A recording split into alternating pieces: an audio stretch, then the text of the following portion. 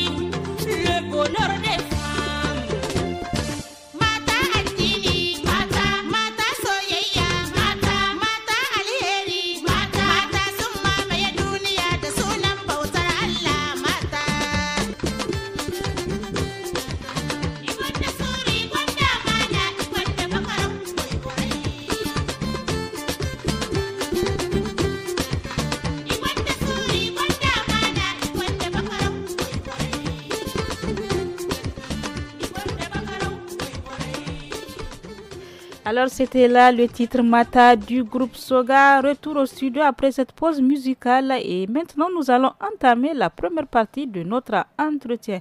Nakale, à l'occasion de la fête du 13 mai, ce jour, l'honneur nous revient, nous femmes, et notre entretien du jour vous propose de découvrir Absatou Bagaya. Elle est photographe nigérienne originaire de Zender et actuellement installée à Niamey. Eh bien oui, sa passion pour la photographie s'est nourrie au fil des années par de nombreuses expériences vécues notamment au Bénin et au Togo où elle a poursuivi ses études.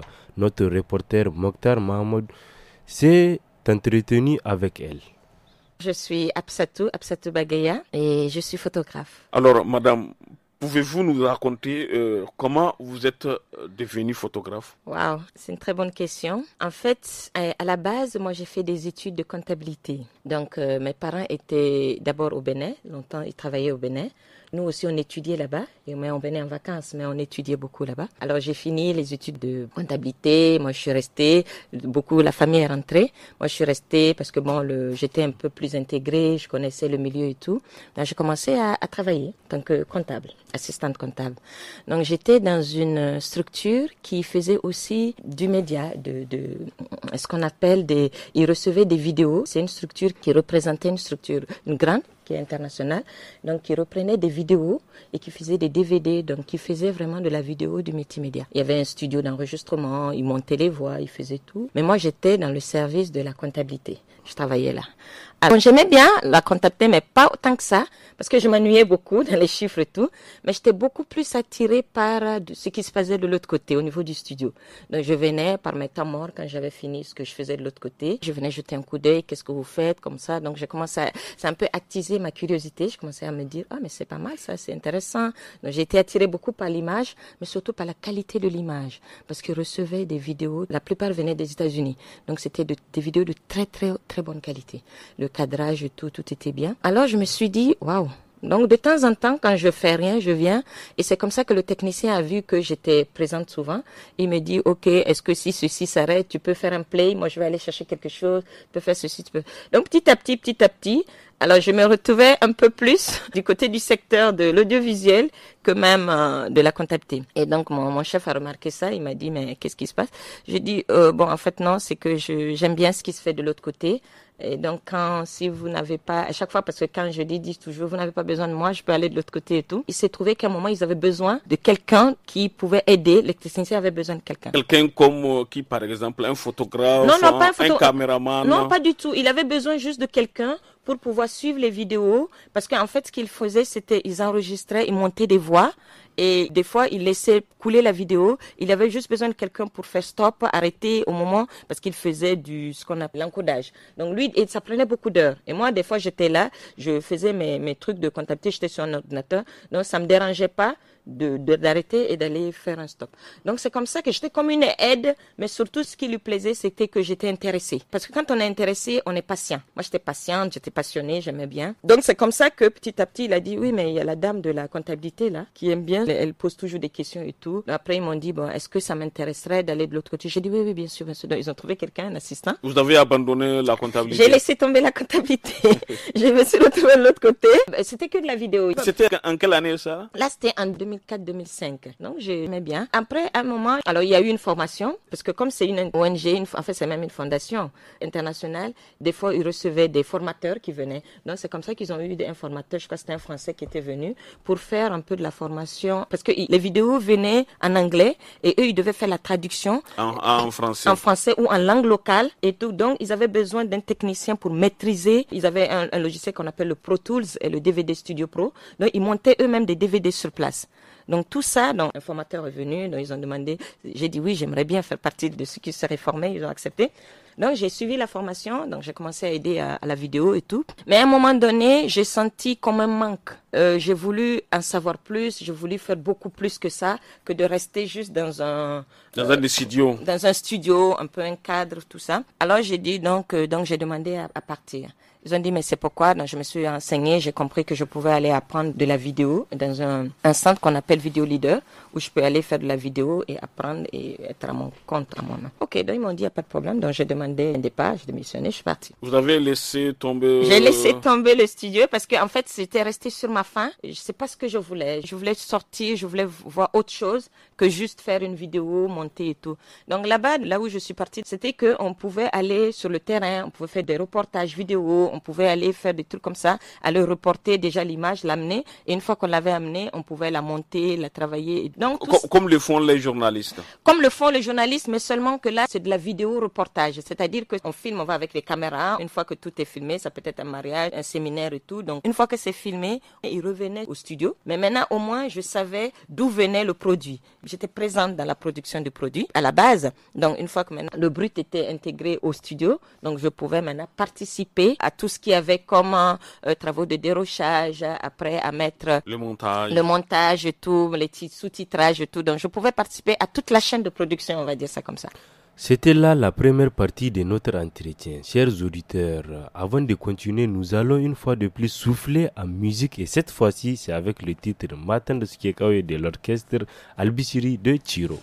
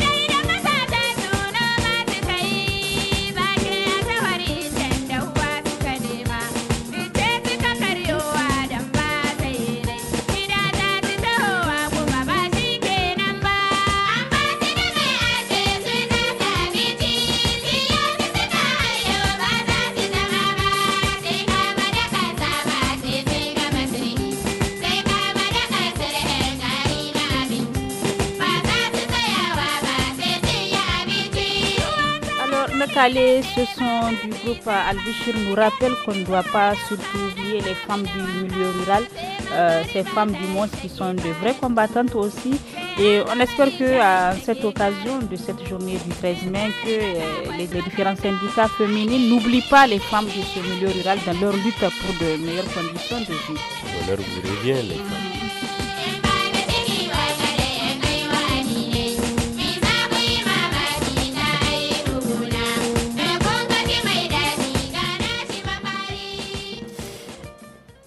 C'était la Matin de Skekawe. Nous allons entamer la deuxième partie de notre entretien du jour. Et oui, Nakale, on poursuit avec donc l'entretien avec Absatou Bagaya, issue donc d'une formation en comptabilité. Elle a exercé plusieurs métiers avant de faire le choix audacieux de se consacrer pleinement à la photographie.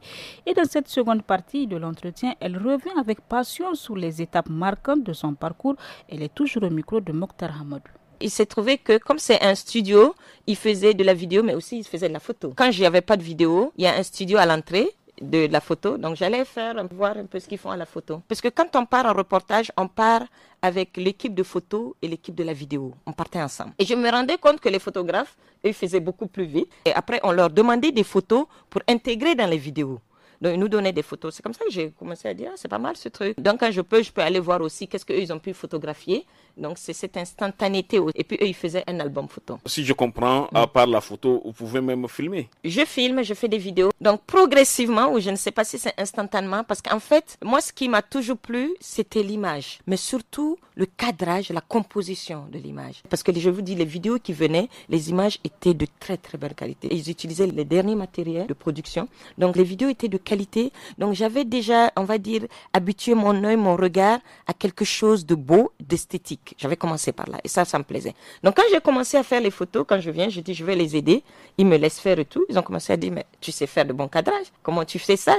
Alors que moi en fait, peut-être sans me rendre compte, j'avais enregistré. Mon mental l'avait enregistré, on va dire ça. Sans aucune formation initiale. Sans aucune formation parce que je voyais ça tout le temps. J'ai travaillé sur beaucoup de vidéos qui étaient déjà faites et eux, je vous dis, c'était des pros. Ils se font de super cadrage. Et en plus, j'avais commencé aussi à faire de la traduction. Donc il y avait tous anglais, français. Au studio, bon évidemment, il fallait me montrer un peu parce que je connaissais pas les appareils. Donc oui, voilà, on fait ci, on fait ça. Moi, je pouvais juste, si tu me montres un appareil bien, je sais cadrer, je peux faire ci, mais qu'est-ce qui donne le résultat? Je ne savais pas. Donc ça, j'avais besoin qu'on me forme, qu'on me dise, voilà, techniquement, comment ça fonctionne, qu'est-ce qui donne ça, l'exposition, tout ce que ça demande d'avoir une bonne photo en termes techniques. Et pour ça, donc, je suis passée de la vidéo à la photo parce que je trouvais ça instantané, je trouvais ça rapide et j'aimais. Donc, comme ça, je commençais à faire la photo.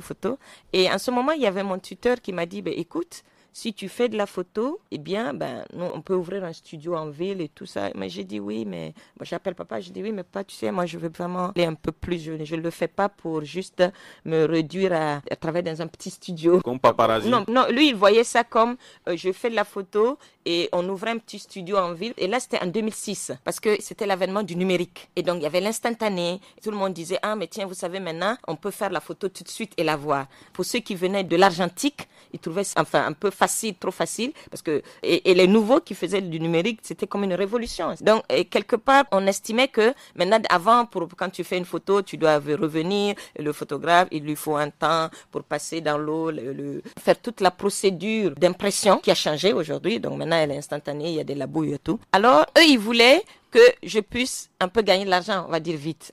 Donc sortir un truc, gagner de l'argent en fait. Et j'ai dit non, ça ne me satisfait pas, je ne sais pas ce que je cherche, mais je sais que pour l'instant ce qui m'intéresse, c'est vraiment d'apprendre le métier et de savoir faire. Alors j'ai continué, j'ai fait un an et demi, j'avais fini, mais je faisais beaucoup moins de vidéos, donc je suis passée à la photo beaucoup plus, je me suis améliorée. Et donc c'est comme ça que j'ai fini ma formation, mais que je suis passée de la comptable à la photographe. Après cette phase, avez-vous reçu d'autres formations complémentaires? Après cette phase, ce qui s'est passé, c'était que, comme je vous ai dit, j'ai démissionné de mon métier de comptable. Donc oui, j'avais le papa qui m'aidait beaucoup, mon tuteur qui m'a aidé beaucoup. Et puis je faisais beaucoup de jobs. Je faisais des petites ventes et tout pour pouvoir joindre les deux bouts, un peu de commerce. Mais il s'est trouvé que quand j'ai fini la formation, j'avais besoin de travailler. Mais j'avais besoin aussi d'avoir un métier, quelque chose à faire maintenant. Donc j'ai commencé et il y a des amis, alors les amis que je connaissais, mes camarades, mes anciens camarades de classe, des gens comme ça, je dis, vous savez, maintenant je suis photographe, si vous avez des petites fêtes, pensez à moi et tout. J'ai fini ma formation mi-2007. Auditeurs et auditrices du Studio Kalangu, à partir de ce lundi 3 mars 2025, le programme de Studio Kalangu passera à 1 heure de diffusion de 17h à 18h. 1 heure de contenu riche et varié, 1 heure pendant laquelle vous aurez l'émission Le Niger sur Kalangu, des informations en 5 langues, un magazine hebdomadaire, un forum hebdomadaire, l'émission des jeunes tous à la fada les dimanches et un documentaire radio mensuel les samedis. Studio Kalangu au rythme du Niger. Chers auditeurs, faisons place à notre rubrique hebdomadaire santé de ce mardi. Et oui, dans le cadre de la lutte contre la malnutrition infantile au Niger, des initiatives locales se multiplient pour sensibiliser les parents sur l'importance d'une alimentation saine et équilibrée pour les enfants. Des ateliers sont également organisés pour former les mères à la préparation des repas nutritifs adaptés aux besoins des bébés. Suivez le reportage de Fadel Alou. Ce sont là les bruits de marmites et de casseroles avant le début de la cuisine.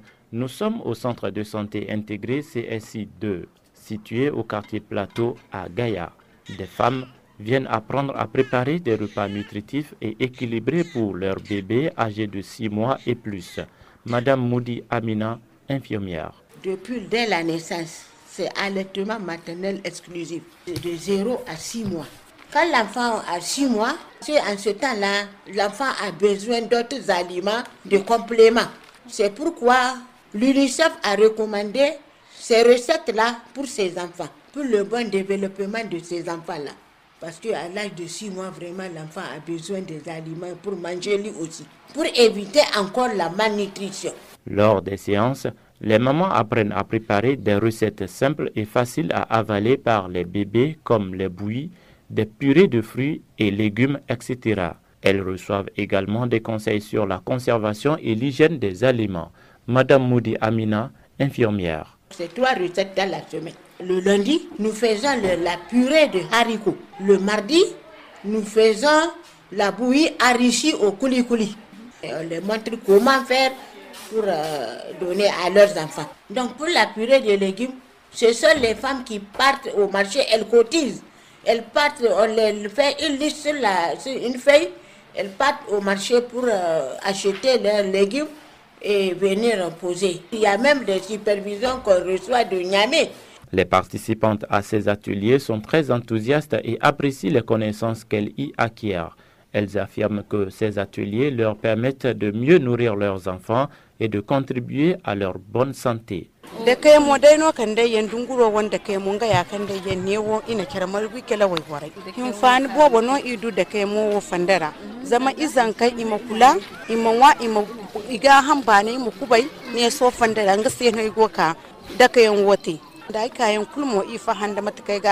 L'apprentissage de la préparation de repas nutritifs pour les bébés est une initiative essentielle pour la santé des enfants au Niger.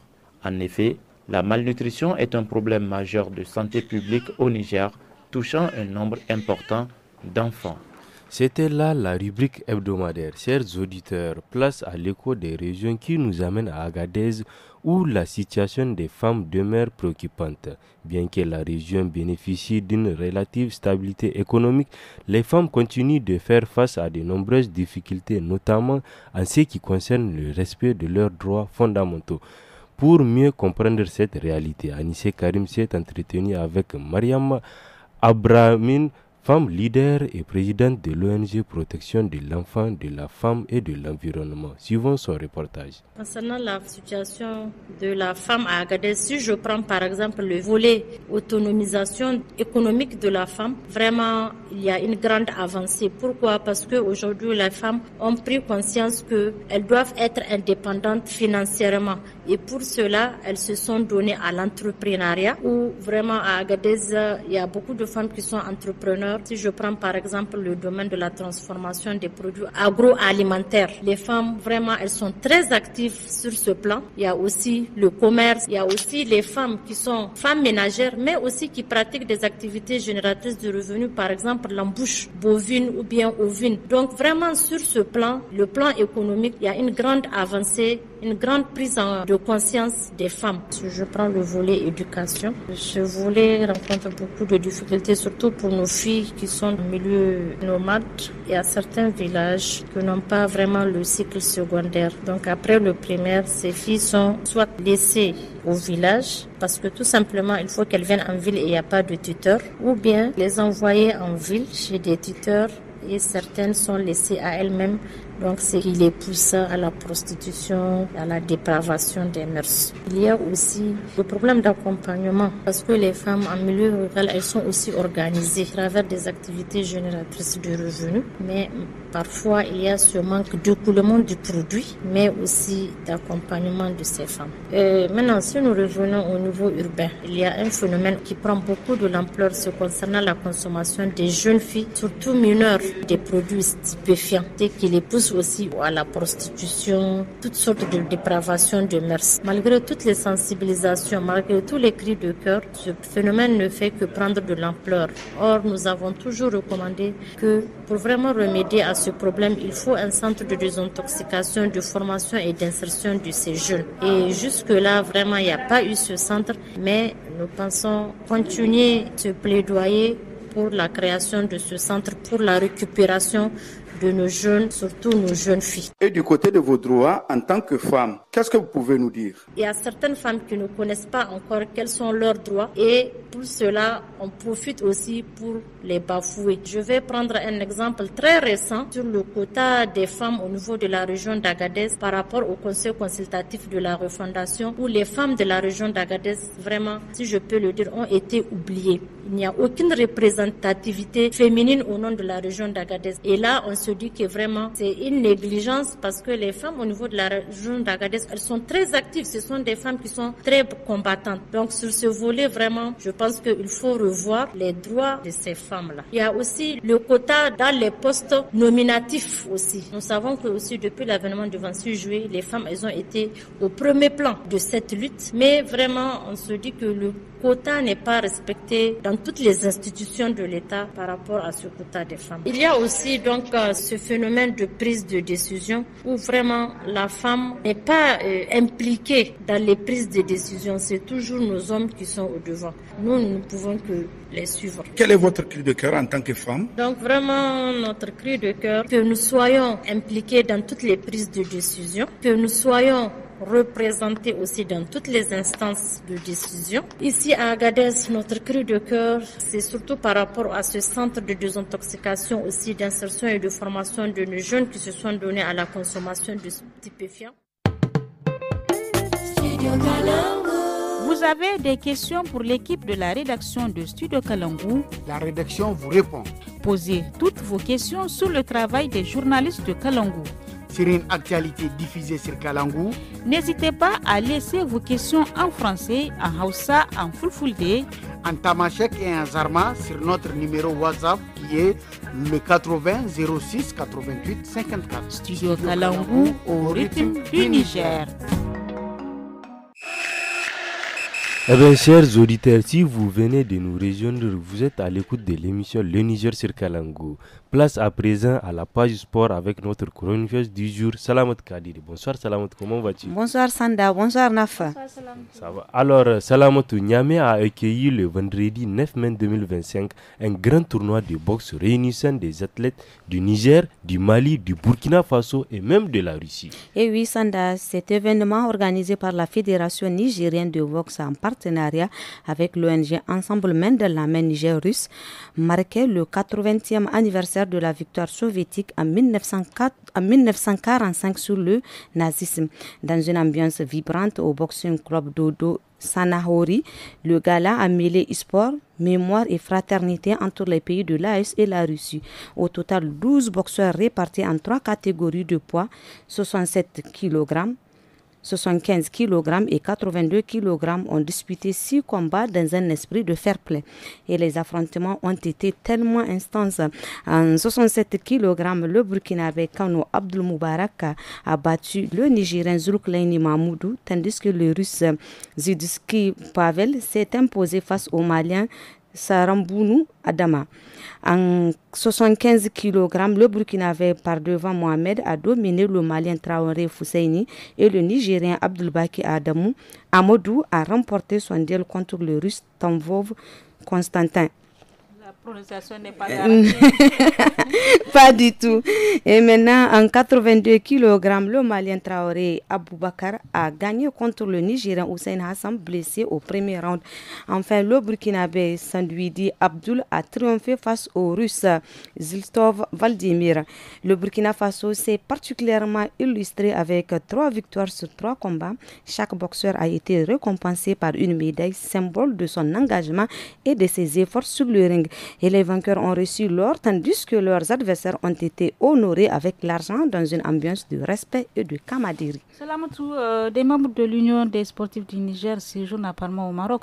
Et oui, NAFA, l'Union des journalistes sportifs du Niger, participe au 87e congrès annuel de l'Association internationale de la presse sportive AIPS qui se tient du 13 au 17 mai au Maroc. Cet événement rassemble plus de 450 journalistes sportifs venus des 5 continents. Pour plus de précisions, écoutons Damana Abdoulaye, président de l'UJSN, qui prend part à ce grand rendez-vous international. Ce qu'il faut peut-être notifier tout de suite, c'est d'abord une première pour le Niger de se retrouver avec 2 délégués, à la personne du président de l'UJSN, Damana Abdoulaye, et moi-même, et le secrétaire général Damara Fassoulaye. Nous sommes venus d'abord répondre et honorer notre pays dans ce concert des nations qui gagnent à travers le journalisme sportif. Il y aura une réunion du comité exécutif et une répétition de cérémonie de remise. C'est une cérémonie de remise des prix des AIPS Sport Media Award. Donc c'est une distinction qui honore le travail abattu par les journalistes sportifs chaque année. Et le Niger a eu à postuler à travers des journalistes dont Salamatou Kadri de Kalangou, qui ça fait déjà 2 ans qu'elle postule régulièrement, donc c'est le lieu vraiment de féliciter Salamatou, mais aussi Kalangou pour tous les efforts fournis pour honorer le Niger. Donc la journée du mercredi 14, il y aura le rapport des Jeux Olympiques d'hiver de Milan. Après, il y aura aussi les Jeux Olympiques de la jeunesse qui pointeront à l'horizon 2026. Ça va se dérouler à Dakar au Sénégal. Après, il y a la présentation du CIO, naturellement, parce que c'est un partenaire de l'AIPS. Il y aura une présentation aussi de la FIFA. Il y aura une 3e présentation de la Fédération marocaine de football à travers son président Fawzi Lekja. Et surtout, ce qui importe, il y aura un forum sur le journalisme d'investigation. Et voilà, chers auditeurs, c'est tout pour la page sport d'aujourd'hui. Merci bien, Salamatou, pour toutes ces précisions et aussi très bonne journée de la femme nigérienne. Merci à vous aussi, Naf. Bye bye. Bye, Salamatou. Alors, merci bien, Salamatou. Écoutons à présent les sages conseils de l'équipe des femmes du studio Kalangu qui aujourd'hui attire l'attention des femmes sur un certain nombre de comportements au sein de leur foyer, notamment celles qui ne restent pas toujours chez elles, préférant passer leur temps chez les autres. Et c'est le loti de ce mardi que nous présentent Fanta Chamsou et Samira Rouafi. Affairage, affairage, affairage, affairage.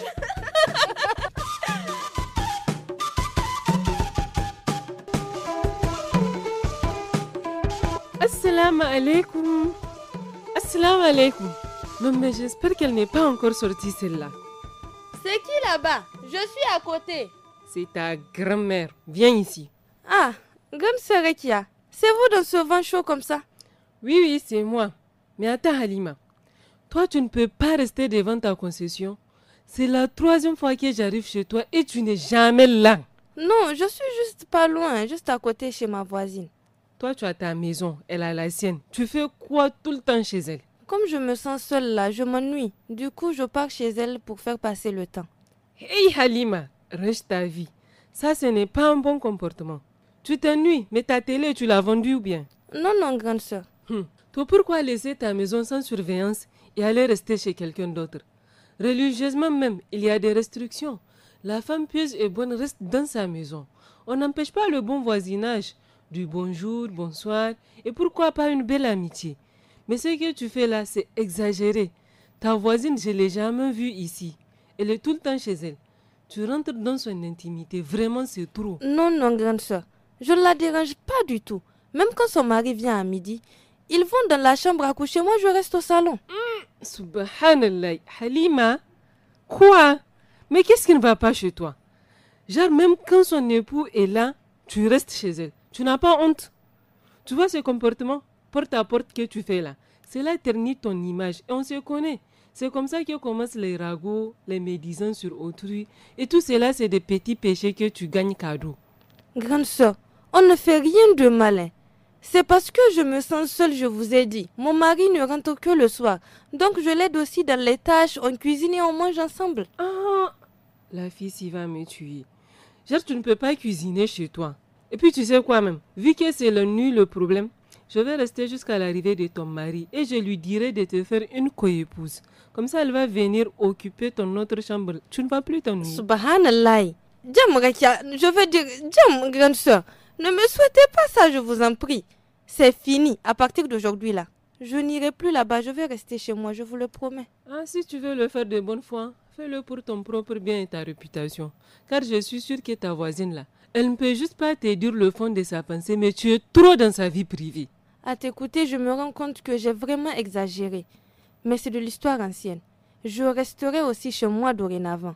Et j'irai même lui demander pardon pour le dérangement, Inch'Allah. Donc, si tu as compris ton erreur, tant mieux. Bon, apporte-moi un rafraîchissement, moi j'ai même soif. D'accord, tout de suite, grande soeur. Ah bah, moi tu vas passer ton temps tout le temps chez ta copine, comme si tu n'as rien à faire dans ta propre maison. Donc, je rabonne dunia d'ailleurs, on va aller. Ah bah.